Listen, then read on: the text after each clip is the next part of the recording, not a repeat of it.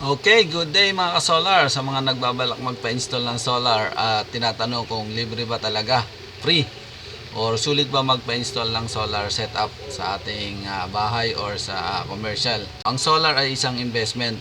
Once na nag-invest tayo, pumapasok agad sa atin yung ROI or Return of Investment. Siyempre para mabawi natin yung ating ininvest. Kuha tayo ng idea kung paano i-compute yung ating ininvest, kung ilang taon natin siya ma-ROI.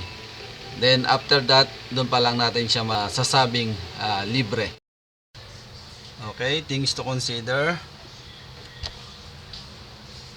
Number 1, size of your solar setup. Kung gaano kalaki yung ating pina-install na solar. Number 2, utility tariff cost per kilowatt. So magkano yung charge sa atin ng utility. Number 3, effective sun hours.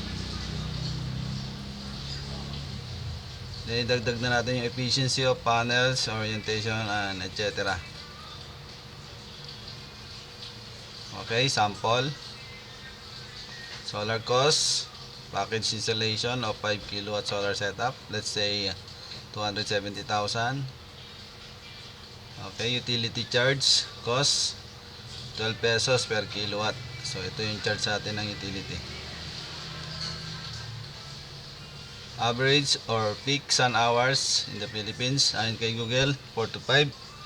So gamitin natin yung 4. So kunin na natin yung average daily production ng ating solar setup.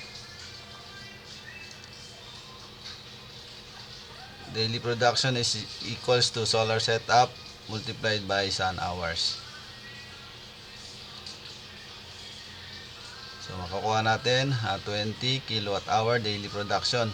5 multiplied by 4, so 20. So i-convert na natin yan sa savings natin into daily. So daily savings, daily production multiplied by utility charge. So lumalabas, meron tayong 240 pesos daily savings. So i-convert naman natin yan sa monthly savings.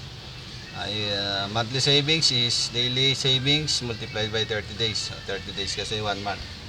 So lumalabas, nagkaroon tayo ng 7,200 monthly savings. So kunin na natin yung ROI. So investment divide by yung monthly savings natin. So lumalabas 37.5. So i-convert natin yan into a year.